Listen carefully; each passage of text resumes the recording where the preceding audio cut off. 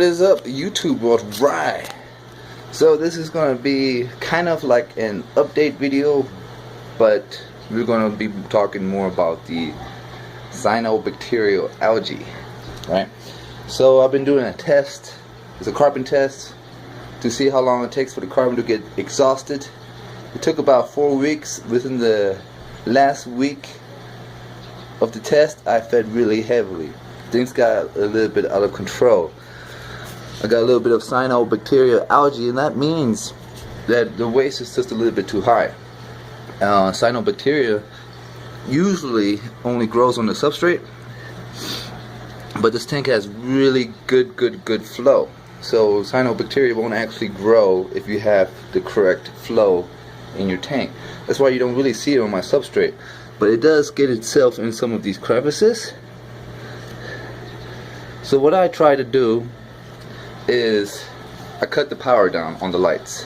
So this is only half the power. It can be much brighter. And I ran the sump 24 hours, the other day. So yeah, it definitely helped to reduce it, but I'm actually going to just go in there and remove it myself and do another water change, because I was like, I'm not for sure, I might have to do another water change. And it's probably a big reason because I put plankton in there every single day, and I put the right amount, up to 60 gallons, you know what I'm saying? But you're only supposed to do it once a week. I'll put it every day. I wanted the process on that carbon test, I wanted the process for the carbon to get exhausted as fast as possible if I set that properly. And yeah, we definitely got exhausted within the last week, but got little things going on. So I actually got myself a toothbrush. I had this for a minute, so I actually use this toothbrush to get in like tight corners and get the algae off the glass a little bit. I tried to, but we're going to just use this toothbrush and scrape it right off. It's going to come right off, but as it come off, it's going to float around, and then it might resettle and just rehouse itself, you know what I'm saying? So we're going to scrape it off, and then we're going to do a water change. I wanted to show you guys what the water looks like a week later with putting a brand new 2 pounds of carbon in there. I haven't replaced the ChemiPure yet. So I got my 2 buckets here. This is actually fully, what do we call this? Marine water. So it has salt in it, has conditioner in it, and it is tap water. I just made it. It usually takes about 30 minutes for it to really dissolve the salt and to really, be ready for use. So it's only been like 5 minutes. But I can actually kind of start seeing through it again. But it's still a little foggy, so the salt still needs to dissolve. But I wanted to show you because we're looking for that. You kind of see that hay blue going on, right? So that's real marine water going on. This bucket, we're going to put some of this water in there, and you're going to see the comparison 1 week later. 2 pounds of brand new carbon. Alright. So yeah, that's all I'm going to do. I'm going to go ahead and get in there. But before I get in there, we're going to feed the chewed moray eel, which is right there. And I got 3 fish for him, so that's cool. Sorry about all the noise, guys, but everybody's coming home. Everybody's coming home. And I do keep the window open and let the cat, enjoy herself. She likes to be right there. Yeah? Okay. Oh yeah, you're pretty good. You're pretty set. If I feed you this fish, you're probably going to be good for 3 weeks. That's good, though, because you be eating too much. Yeah, he still ate them all. That's amazing. You are lazy. You need to fetch your own food. Alright, he's good. He shouldn't be trying to eat me no more. He probably was already good to go, but better safe than sorry, right? So we're going to go ahead and go in there now. And just with a toothbrush, hopefully he doesn't try to eat me. Hopefully he doesn't try to, eat me and bite me and attack me. But we're just going to scrape that out, that red stuff off, just like that. It's real simple. It comes right off. But the thing is, I have to get in these crevices. So like there's a little bit in here, and it's in the damn crevice. How do you get in the crevice? So cyanobacteria is the most oldest or earliest type of algae. It is between bacteria and algae. There's a link between it, and it's the oldest. And some people actually might have a really bad cyanobacteria algae outbreak. But when they look in their parameters, all the parameters are still okay. And they're like, that's weird. Here's the anemone I was looking for forever. Well, the reason why is the parameters are still in check is because it is algae. It is feeding off the nitrates and phosphates and overly do waste and stuff like that. Damn, I can't even get to that one. But see, it's only growing in crevices. I really got to get in there and just scrape it off. Yeah, it's really in there. Damn, I'm having a hard time. You see that little bit right there? I don't even know if you guys. Oh, there we go. We got it. And we're just gonna keep on looking around.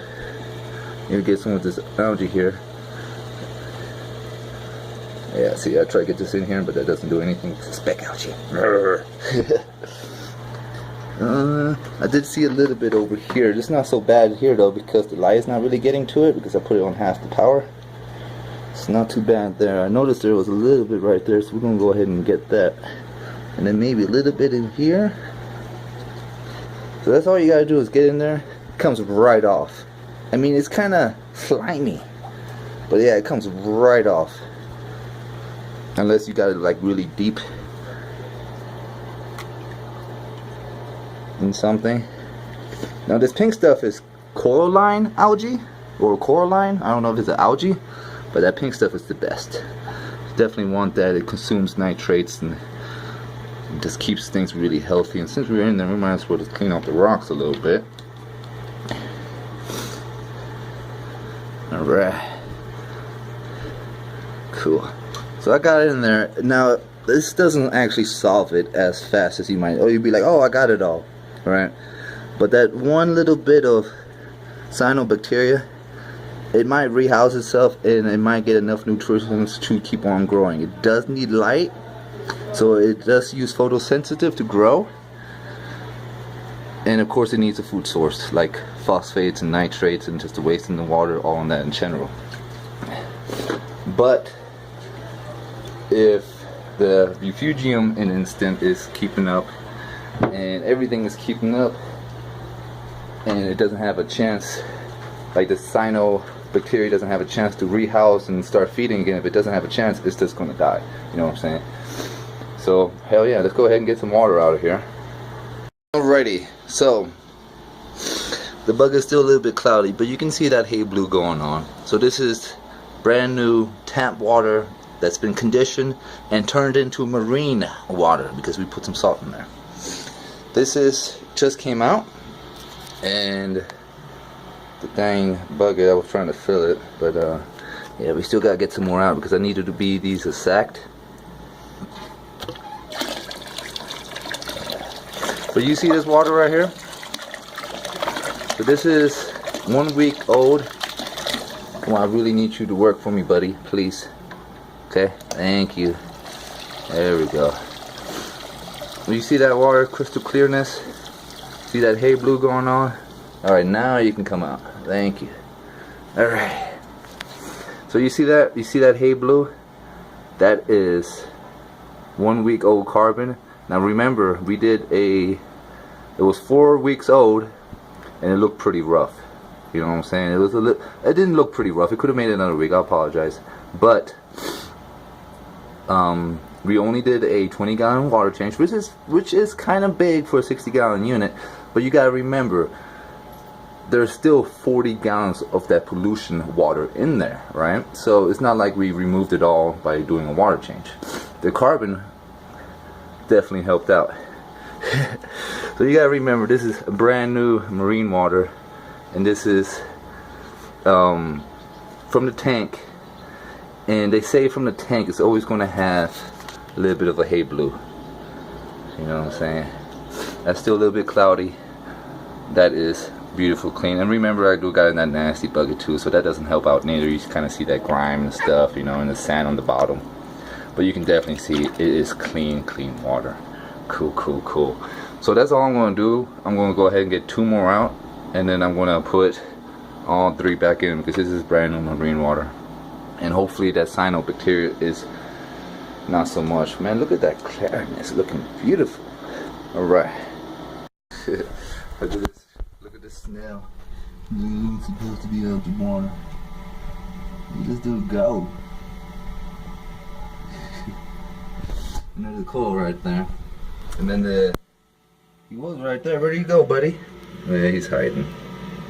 Well, you can kind of see his tail. Where did you go, buddy? Alright.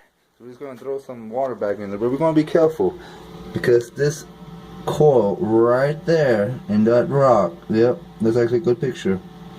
It came out of nowhere. Hell yeah. So we're gonna make sure that we don't actually throw the water straight center into it, and we're gonna just kind of put it like this side now. Shit. Alright. So the tank is all cloudy because I completely put a big hole in the sand bed there. It's okay though. No worries. It'll clear right back up. So let's just talk about this real quick. Cyanobacteria. It's basically just a waste buildup within inside the aquarium.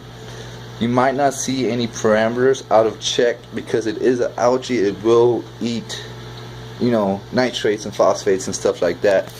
So maybe that's why I wasn't really noticing anything. Everything was not even readable, to be honest with you.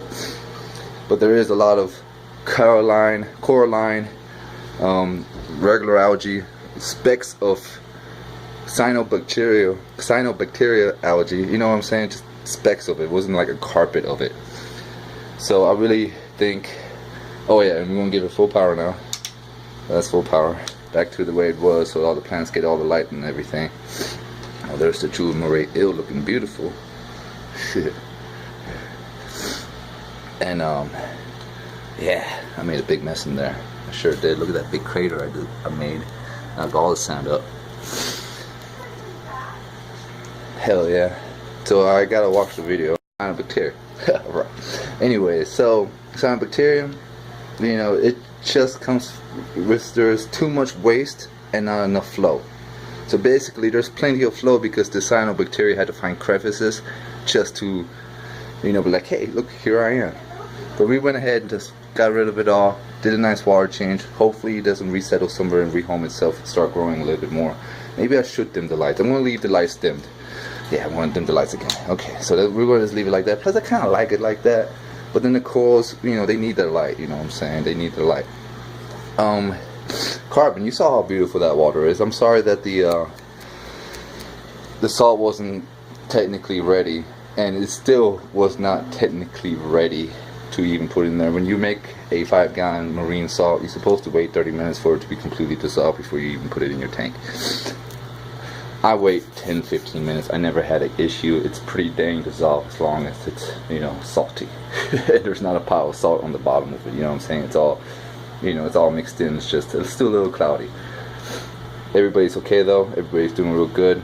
So yeah, so you want to keep up with the carbon in the saltwater tank, because carbon, you know, you can buy a really big thing of carbon, you know what I'm saying, 10-15 bucks. I mean, hell, you can get it on Amazon and get like, you know, 10 pounds of it for like 10 bucks, you know, if you go on, you know, if you get lucky, you find a sale. Salt for a container that size, going to Petco, costs you 80 bucks, no lie. You know, so it's much cheaper to keep up with the carbon once a month, keep that water crystal clear, you know what I'm saying, look really good, no lie. And then instead of, you know, doing water changes all the time, you know, that's one reason in a freshwater tank. That's one reason in a freshwater tank, you know, people say carbon, you know, it's still money waster, you know, it's money waster. Yes and no. I learned that carbon does a lot for you. I have learned from the saltwater tank, carbon actually does a lot for you. But in a freshwater tank, you're changing the water so often that things don't have a chance to build up. You know what I'm saying? You don't have, you know, like say you had a little soap in your hands and you know, you're working on your fish tank, you get a little soap in your hands. Carbon removes that, you know what I'm saying? It removes impurities. But you're working on a freshwater tank so often that it doesn't have a chance to build up. So, you know, once a week, you're always working on it, you know what I'm saying? But in here, you're not trying to do a water change. Salt costs too much money. So carbon, you get 10 pounds of it, and you only have to put 1 pound to 2 pounds. 2 pounds is way too much. But I feel comfortable because it's regular carbon. And 2 pounds from that big container, which is, you know, it's quite heavy, but that will last me, you know, 3-4 months easy. Hell yeah. So that is the cyanobacteria, carbon and water change and scrapping it up, you know what I'm saying? Update. Well, YouTube, I hope you guys kind of enjoyed this video, and I wish you all an awesome night and y'all be good. Laters.